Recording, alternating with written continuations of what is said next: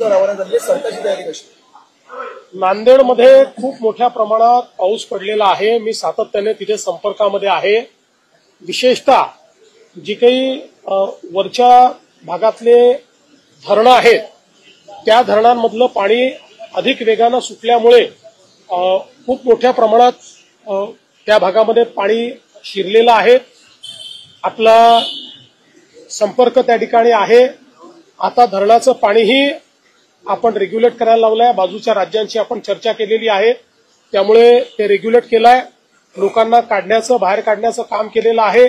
NDRF त्या ठिकाणी होतीच, पण जो काही पाण्याचा वेग होता तो पाहता आपण लष्कराला देखील त्या ठिकाणी पाचारण केलेलं आहे.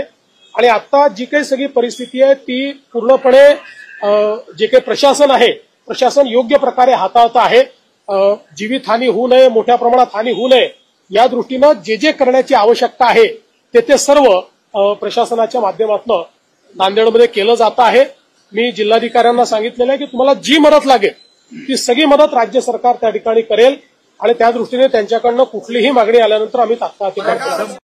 अशाच नवनवीन घडामोडी पाहण्यासाठी आजच आमच्या एस भारत यूट्यूब न्यूज चॅनलला लाईक करा, शेअर करा आणि सबस्क्राईब करा. जोहार.